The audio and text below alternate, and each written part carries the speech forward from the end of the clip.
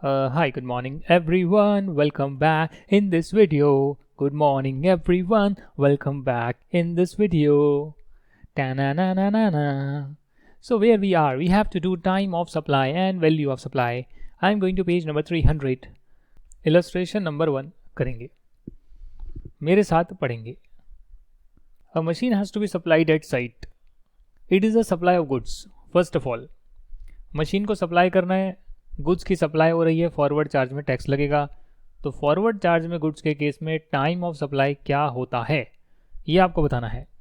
It is done by sourcing various components from vendors assembling the machine at site. The details of the various events are given under. Invoice issued और invoice has to be issued. तो invoice कब तक issue हो जाना चाहिए? Section 31 के हिसाब से. हालांकि इसमें सब सेक्शन क्लॉजेस भी हैं, लिख सका तो अच्छी बात है, तभी पूरे नंबर मिलेंगे. तो ये जो मैंने आपको लिखवाया है नोट्स में और जो स्टडी मटेरियल में गिवन है ये आपको पूरा लिख कर आना पड़ेगा. 50,000 का एडवांस भी रिसीव होता है. 12 लाख रुपए की मशीन लगानी है, इसकी एंट्री आप कर देते हैं. फॉरवर्ड चार्ज में गुड्स के केस में एडवांस मायने नहीं रखता है. 20 अक्टूबर को मशीन असेंबल करी जाती है, टेस्ट करी जाती है, एक्सेप्ट करी जाती है बाय दी बायर. 23 अक्टूबर को इनवॉइस रेज होता है.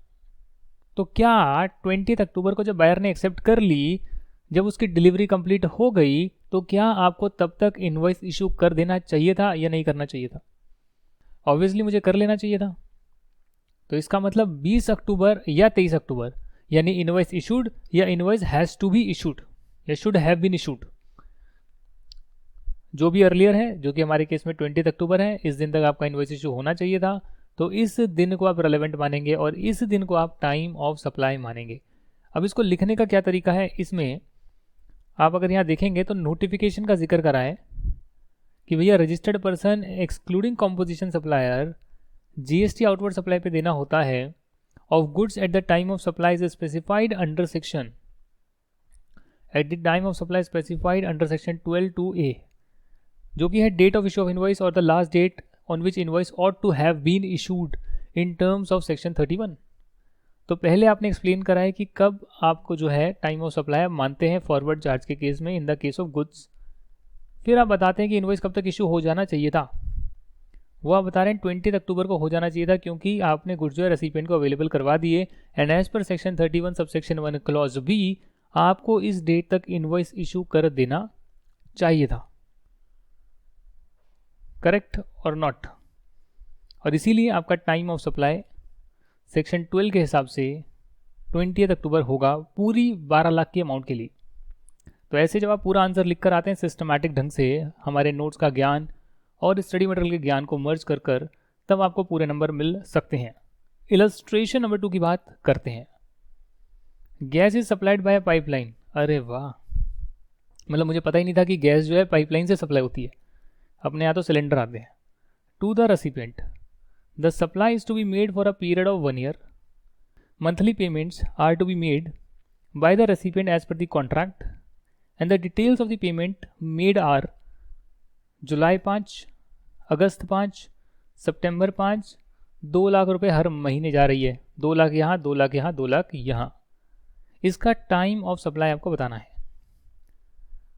तो भैया यहाँ पर कहीं ना कहीं आप ये देख रहे हैं कि कॉन्टीन्यूस सप्लाई हो रही है, कि कॉन्टीन्यूसली आपके पास पाइपलाइन के थ्रू गैस आ रही है, आ रही है, आ रही है, और पेमेंट मंथली जा रही है, जा रही है, जा रही है. तो इसमें आपको देखना पड़ेगा कि जो सेक्शन 31 सब सेक्शन 4 है उसमें लिखा है कि अगर कंटिन्यूस सप्लाई है गुड्स की, कॉन्टीन्यूसली जो है गुड्स जा रहे हैं, where successive statements of accounts और successive payments are involved, invoice is issued before at the time of such statement is issued और एज द केस में be each such payment is received. यानी जब इसकी periodical statement आप issue करते हैं तब, जो कि क्वेश्चन में इंफॉर्मेशन गिवन नहीं है, या फिर जो आपकी ईच पेमेंट हो रही है वो रिसीव हो रही है, तब आप इनवॉइस इशू करेंगे. इस केस में जो इनवॉइस है वो इशू हो जाएगा जुलाई 5 2 लाख के लिए, अगस्त 5 2 लाख के लिए और सितंबर 5 2 लाख के लिए. यानी हर महीने इनवॉइस इशू हो जाना चाहिए. Should be issued. अब नहीं हो रहा तो कोई बात नहीं, बट टाइम ऑफ सप्लाई तो हम हर महीने का मानेंगे. इसके बाद एक और क्वेश्चन आ रहा है, illustration number 3. Determine the time of supply for the given from the given information. May 4, supplier invoices goods taxable on reverse charge basis to Bridge and Company 30 days from the date of issuance of invoice elapses on June 3. समझिएगा, reverse charge में case बदल जाता है आपका. Time of supply under reverse charge में जो है, जब आपको गुड्स रिसीव हो रहे हैं या फिर 30 days from the date of issue of invoice by the supplier, या फिर जब आपने पेमेंट कर दी है, रिकॉर्ड कर ली है या एक्चुअली में कर दी है, विच एवर इज अर्लियर. तो अगर इसमें देखा जाए तो पेमेंट आप कर रहे हैं 30 मई को, गुड्स रिसीव करे जा रहे हैं 12 मई को, और 30 डेज पूरे हो रहे हैं इनवॉइस इशू डेट से जून 3 को. तो जून 3 पहले है, मई 12 पहले या मई 30 पहले आ रहा है. तो तीनों डेट आपने निकाल ली, सबसे पहले मई 12 आ रहा है, तो इसके लिए मई 12 जो है वो आपका टाइम ऑफ सप्लाई हो जाएगा. यानी कि प्रोविजन याद होंगे तो क्लियरली उसको आप अंडरस्टैंड करके क्वेश्चन को प्रोविजन की बातें लिखकर आ सकते हैं, सेक्शन नंबर का रेफरेंस डालकर आ सकते हैं. इलस्ट्रेशन नंबर 4, इसमें 30 डेज पूरे हो रहे हैं जून 3 को. सेम क्वेश्चन है, कुछ सप्लाई करा गया है रिवर्स चार्ज के अंडर, इनवॉइस इशू करा होगा सप्लायर ने, उसके 30 दिन पूरे हो रहे हैं जून 3 को. गुड्स जो रिसीव हुए हैं वो हुए हैं जून 12 को, और पेमेंट करी गई है जुलाई 3 को. तो सबसे जल्दी क्या है, जून 3 आ रहा है. तो इस केस में इन तीनों डेट में से जून 3 पहले आ रही है, तो जून 3 जो है आपका टाइम ऑफ सप्लाई होना चाहिए. मतलब जून 3 नहीं, सॉरी जून 4, क्योंकि 30 दिन जून 3 को पूरे हो रहे हैं, तो 30 दिन खत्म होने के जो नेक्स्ट डे होगा वो आपका टाइम ऑफ सप्लाई होता है. Date immediately following 30 days from the date of issue of invoice. तो 30 दिन पूरे होने के बाद का जो अगला दिन होगा, यानी 31st day, that will be June 4, वो आपका टाइम ऑफ सप्लाई होगा.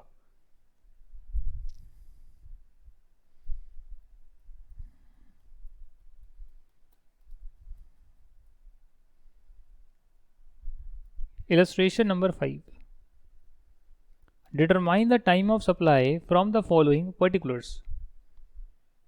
मुझे लगता है ये मैंने आपको क्वेश्चन कराया है क्या,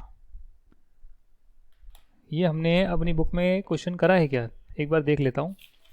परचेज ऑर्डर रिसीव हुआ है 50,000, वो वाला भी कराया था मैंने तो आपको. कन्वेंशन हॉल की बुकिंग हो रही है 15,000 वाला, ये भी क्वेश्चन कराया हुआ है. आगे बढ़ेंगे, 30 डेज वाला ये भी कराया हुआ था मैंने आपको. काफ़ी क्वेश्चंस कराए हुए हैं. अब इसमें इलस्ट्रेशन 6 कहती है, investigation shows that ABC company carried out a service of cleaning and repair of tanks in an apartment complex for which the apartment owners association showed a payment in cash on 4th April to them against work of this description. अच्छा, 4 अप्रैल को payment करिए cash में. Date of the work are not clear from the records. अच्छा, ABC and company have not issued invoice और entered the payment in their books of accounts. तो यहाँ पर clarity नहीं आ रही.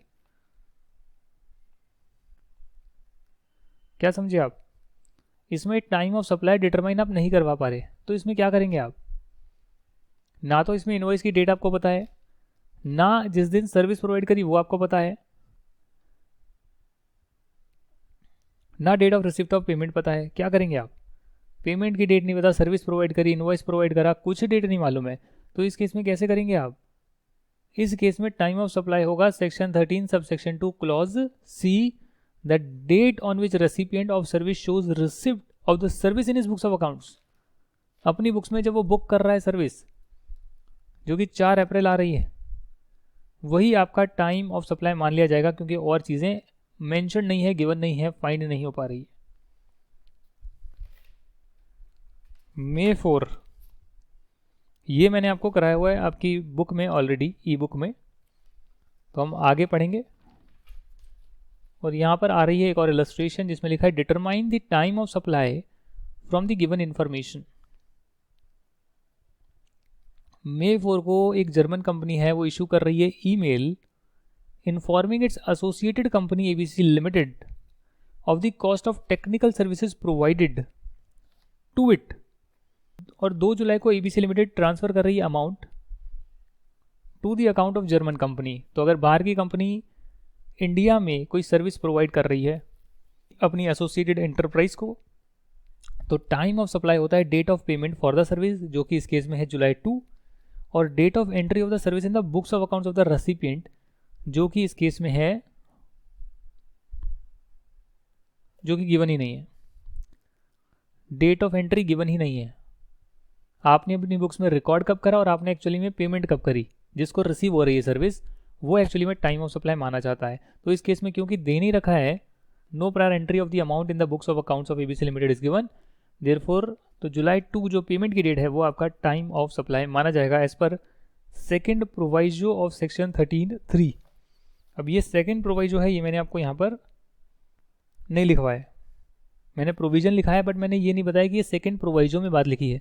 तो जब भी आप एक्स्ट्रा चीज़ें पढ़ते हैं अपने नोट्स में, जैसे कि यहाँ पर आ रहा है, इसमें यहाँ पर मार्क करके लिख सकते हैं भैया प्रोवाइजो 13(3), सेकेंड प्रोवाइजो 13(3) जो है उसमें ये बात लिखी है। तो ऐसे कर कर क्या होगी कि आपकी जो ई बुक है, समरी बुक है, उसको आप और कॉम्प्रहेंसिव बनाएंगे अपनी सेल्फ स्टडी से, या जो भी हम क्वेश्चंस कर रहे हैं, जो भी आप मटेरियल पढ़ रहे हैं, या आप और क्वेश्चन आंसर्स की प्रैक्टिस करेंगे, और फिर वो जो कॉम्प्रहेंसिव बुक बन जाएगी जिसमें आप कुछ ब्लैंक पेजेस लगा सकते हैं हर चैप्टर के बाद, तो फिर उस केस में आप इसका बहुत बेनिफिट उठा पाएंगे। एग्जाम टाइम में सिर्फ इसी को रेफर करेंगे और कुछ भी पढ़ने की ज़रूरत आपको नहीं होगी।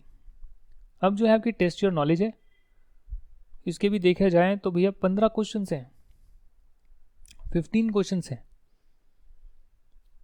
अब यहाँ पूछा है explain the significance of time of supply under GST law. देखिए, जब टाइम ऑफ सप्लाई पता लगेगा तभी उसके हिसाब से आप नेक्स्ट महीने जो है जीएसटी की पेमेंट करेंगे, या जहाँ क्वार्टरली करनी है तो क्वार्टरली करेंगे। तो इसके लिए टाइम ऑफ सप्लाई पता लगना ज़रूरी है। अगर आप यहाँ पर आंसर देखेंगे तो यहाँ बहुत फॉर्मल आंसर लिखा होगा कि भाई जीएसटी जो पेबल है वो तो सप्लाई पर पेबल होता है। तो टाइम ऑफ सप्लाई इंडिकेट करता है भैया किस पॉइंट पर आपकी लाइबिलिटी अराइज होगी टैक्स पे करने की। However it is important to note that though liability to pay tax arise at the time of supply, the same can be paid to the government by the due date prescribe within the reference to the set time of supply. जैसे कि अगले महीने आप पे कर सकते हैं। तो लाइबिलिटी तुरंत आ गई, आज मैंने सप्लाई करी है, बट वो जिस महीने सप्लाई करी है उसके अगले महीने में उसका टैक्स दे सकता हूँ। ये नहीं है कि मुझे तुरंत गवर्नमेंट को टैक्स देना पड़ेगा। GST is payable on advance received for goods supplied and service taxable under forward charge. देखिए, गुड्स के लिए ज़रूरी नहीं है, ये एक चेंज आ चुका है। अगर आपको पता हो, स्टेटमेंट जो है करेक्ट नहीं है।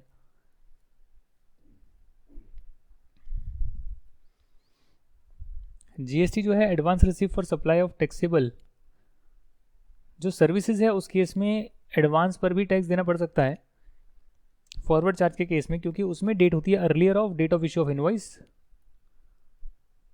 और date of receipt of payment. अगर इनवॉइस आपने 30 डेज में इशू करा है तो, otherwise date of provision of service और date of receipt of payment अगर आपने 30 डेज में इनवॉइस इशू नहीं करा है तो ये दो डेट में से जो अर्लियर होगी वो आपका टाइम ऑफ सप्लाई माना जाता है। तो इसीलिए अगर रिसिप्ट ऑफ पेमेंट की डेट पहले आ रही है तो वो भी टाइम ऑफ सप्लाई हो सकता है। पर गुड्स के केस में जरूरी नहीं है, क्योंकि उसके लिए एक नोटिफिकेशन आई थी जो हम ऑलरेडी कर चुके हैं। वो सेम नोटिफिकेशन का रेफरेंस डालकर, नोटिफिकेशन नंबर 66/2017 डेटेड भी दे रखा है, आपको ये सब लिखने की ज़रूरत नहीं है। आप सिंपल लिख सकते हैं एज पर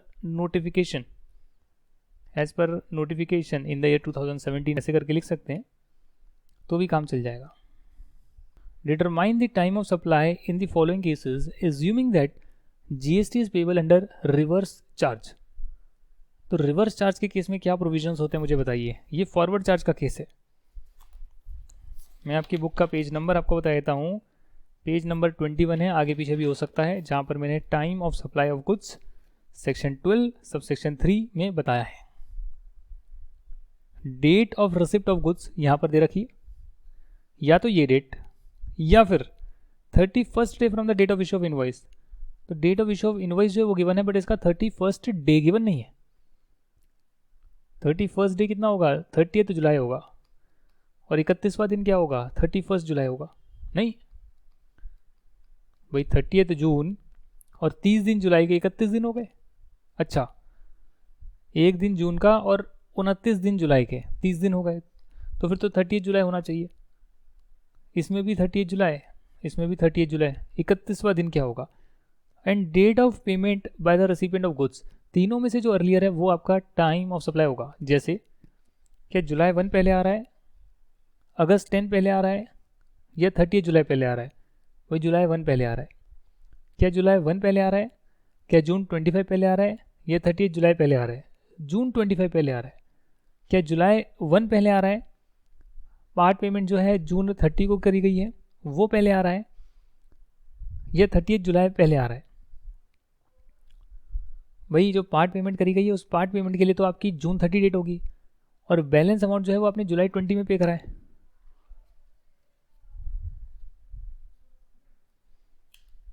तो उसके लिए 1 जुलाई भी डेट हो सकती है। आओ इसका देख लेते हैं क्या आंसर है।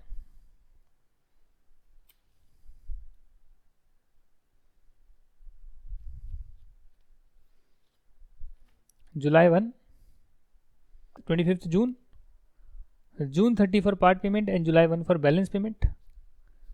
और आगे भी है क्या? अच्छा आगे भी है, जुलाई 5,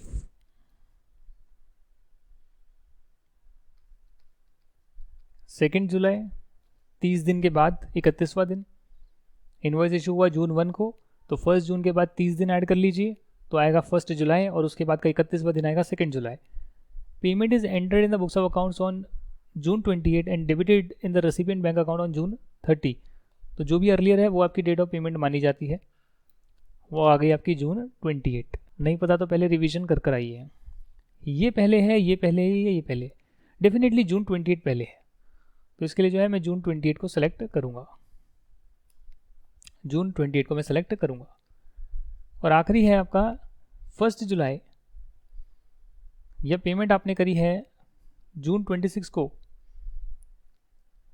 जून 29 के बाद 31वां दिन आ रहा है जुलाई 30, तो जुलाई 1 पहले आ रहा है, या 26 जून पहले आ रहा है, या जुलाई 30 पहले आ रहा है।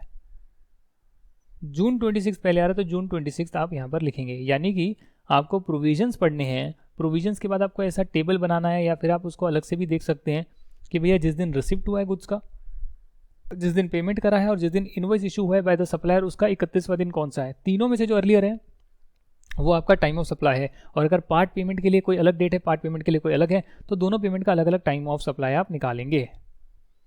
सिमिलरली आगे जो आ रहा है क्वेश्चन, ये आपका आई थिंक सर्विस के केस में आ रहा है, सेकंड वाला क्वेश्चन। रिवर्स चार्ज में ही सर्विस के केस में जो है ये प्रोविजंस यहाँ पर गिवन है। सीधा ही सॉल्यूशन से देख लेते हैं, क्योंकि उसमें क्वेश्चन भी पूरा उतार कर इन्होंने दिया ही हुआ है। अगर मैं बात करूँ सर्विसेज की, तो उसमें होता है आपका 61st day from the date of issue of invoice, या फिर date of payment as entered in the books of accounts, और the date on which payment is debited to his bank account whichever is earlier. तो इसमें तो ज़्यादा चीज़ें करनी नहीं है। ऊपर वाले केस में आप देख सकते हैं 1 2 3 4 5 कॉलम बने थे, इसमें एक कॉलम कम बना है, क्योंकि इसमें कंपैरिजन के लिए आपको जो है सिर्फ कुछ ही चीज़ें देखनी है। एक ही आपका इनवॉइस इशू हुआ, इसका 31वां दिन कौन सा है, सॉरी इसका 61st डे कौन सा है, मतलब कि 60 दिन पूरे हो रहे हैं। 30 जून पहला दिन, फिर 31 जुलाई 31 दिन, फिर 28 दिन अगस्त के, तो हो गए 60 दिन। तो आपका अगस्त 29 आ गया 61st डे, और पेमेंट करी गई है अगस्त 10 को, तो अगस्त 10 पहले आ रहा है या अगस्त 29 पहले आ रहा है। अगस्त 10 पहले आ रहा है तो ये आपका टाइम ऑफ सप्लाई होगा। सिमिलरली हर सिचुएशन में आप देखेंगे भैया अगस्त 10 पहले आ रहा है या अगस्त 1 पहले आ रहा है। अगस्त 1 आ रहा है तो ये आपका टाइम ऑफ सप्लाई होगा। क्यों?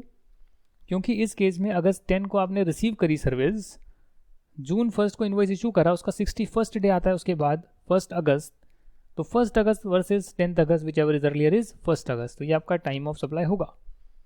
आगे लिखा है पार्ट पेमेंट तो आपने जून 30 को कर दी है, बैलेंस 1 सितंबर को कर दिया है। तो जहाँ तक बात जून 30 की है, इस पेमेंट के लिए जून 30 की डेट पहले होगी, बट अगर सितंबर 1 को पार्ट पेमेंट हो रही है तो उस केस में जो है अगस्त 29 की डेट पहले आ रही है, तो उसके लिए अगस्त 29 आपका टाइम ऑफ सप्लाई होगा second part of the payment के लिए। Payment is entered in the books of accounts on June 28 and debited in recipients bank account on June 30। तो इस केस में जो है जून 28 आपकी रिलेवेंट डेट हो जाएगी, क्योंकि ये पहले हो रही है, ये माना जाएगा कि आपने अब पेमेंट कर दी है। और अगस्त 1 अर्लियर क्या है जून 28, तो ये आपका टाइम ऑफ सप्लाई माना जाएगा। पेमेंट एंटर करी आपने जून 30 को, बैंक अकाउंट में आ गई है जून 26 को, तो बैंक अकाउंट में ही पहले एंट्री आ गई, तो ये आपका डेट ऑफ पेमेंट मान लिया जाएगा। इसको कंपेयर करा जा रहा है अगस्त 29 से, जो कि आपकी इनवॉइस डेट के बाद का 61st डे है। इसमें से अर्लियर कौन सा है? जून 26। तो जून 26 जो है वो आपका यहाँ पर टाइम ऑफ सप्लाई हो गया है। यानी कि प्रोविजंस याद होंगे तो एक एक सिचुएशन में प्रोविजंस को फिट करेंगे और आपका जो है क्वेश्चन का आंसर हल हो जाएगा।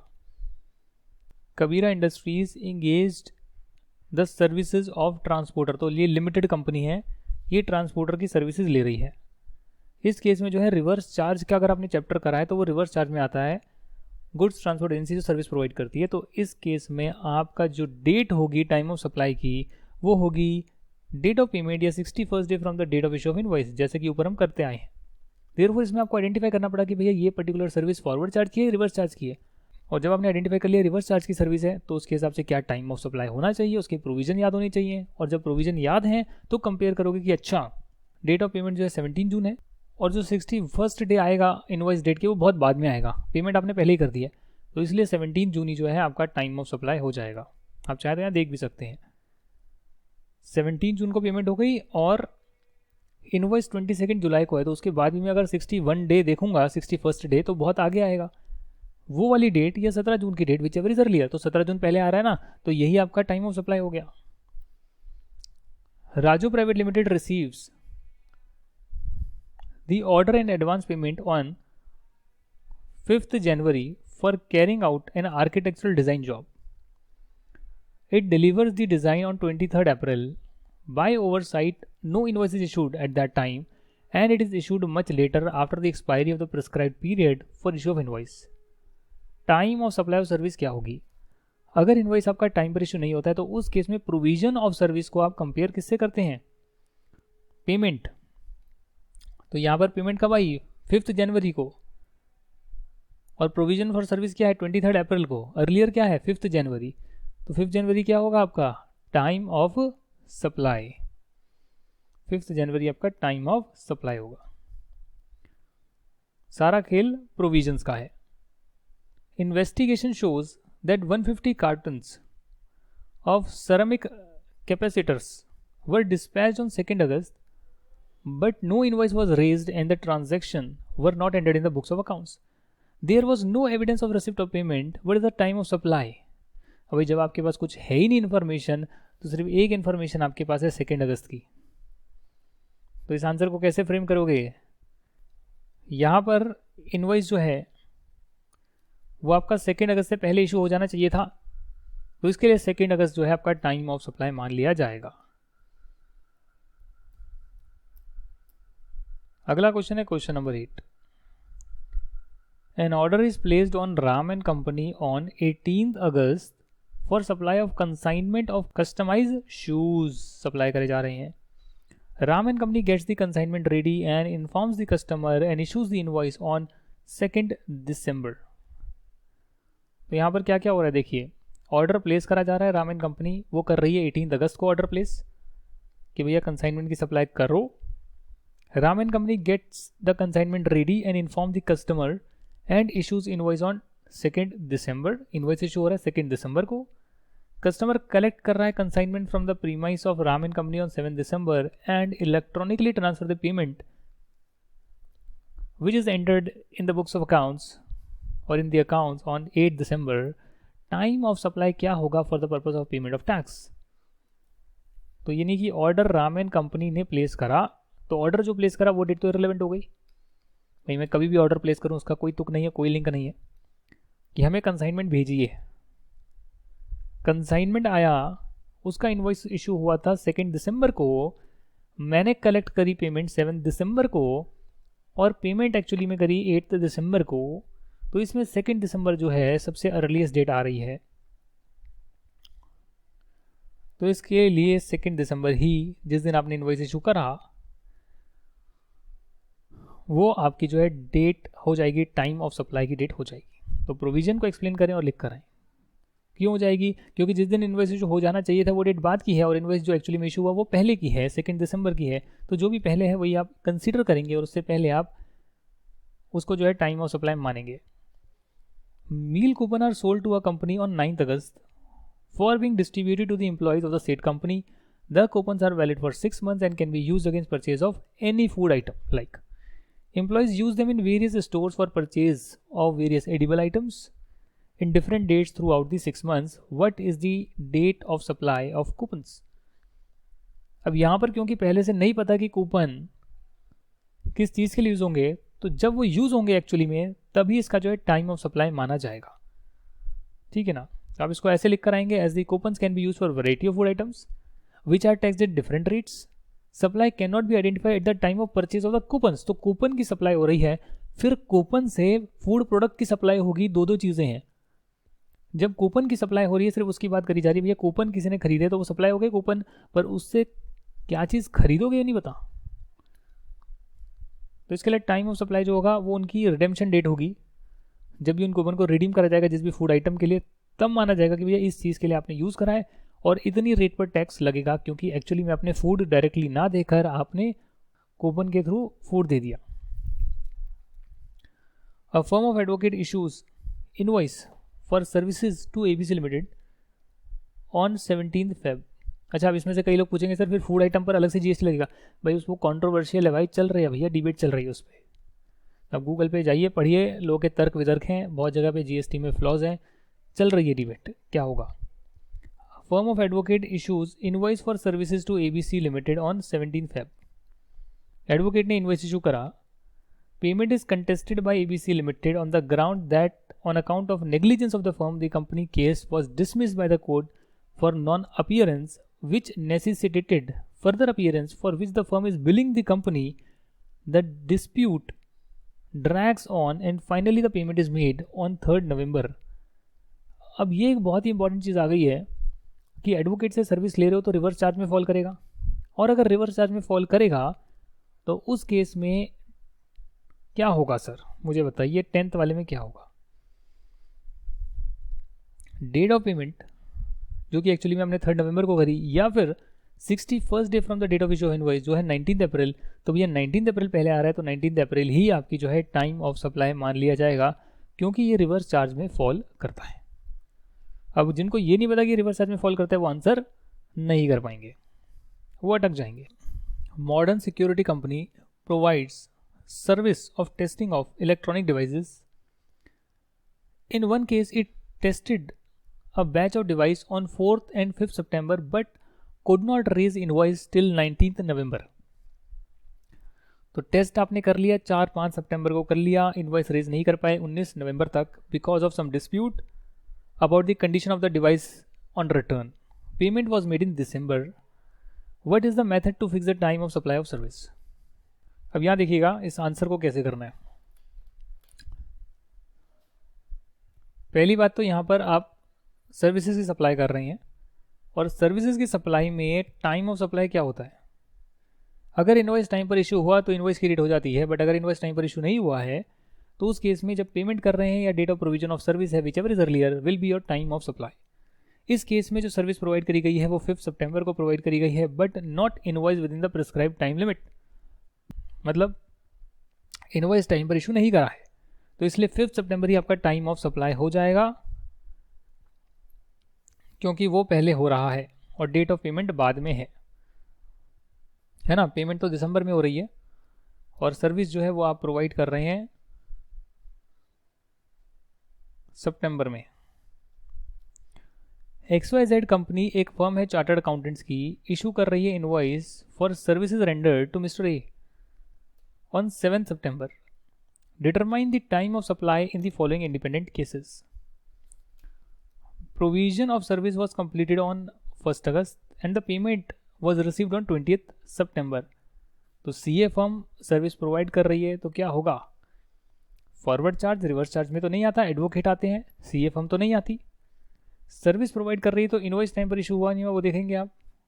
यहाँ ये लिखते हैं कि इनवॉइस दे रहे हैं 7 सितंबर को, सर्विस दी है 1 अगस्त को, तो क्या 1 अगस्त के विद इन 30 डेज आप इनवॉइस इशू कर रहे हैं। The answer is no. तो इसके लिए इस केस में 1 अगस्त आपका टाइम ऑफ सप्लाई हो जाएगा, जो भी अर्लीस्ट डेट है वो आपका टाइम ऑफ सप्लाई हो जाएगा। प्रोविजन फॉर सर्विस की डेट आपका टाइम ऑफ सप्लाई हो जाएगा। The provision of service was completed on 14 August and payment was received on 20th सितंबर। तो इस केस में अगर आप देखेंगे तो प्रोविजन की डेट है 14 सितंबर, इनवॉइस की डेट है 7 सितंबर। 14 अगस्त से 7 सितंबर अगर आप कंपेयर करेंगे तो 30 डेज में आपने इनवॉइस इशू कर दिया। इस केस में इनवॉइस की डेट ही रेलेवेंट हो जाएगी और 7 सितंबर आपका टाइम ऑफ सप्लाई माना जाएगा। Mister A made the payment on 3rd August. However provision of service was remaining to be completed at that time, service तो प्रोवाइड करी नहीं, पेमेंट करी 3 अगस्त को, प्रोविजन पर सर्विस करी नहीं है, तो ये जब प्रोविजन कराई नहीं है तो क्या आप जीएसटी पे कर देंगे? बताइए, कर देंगे?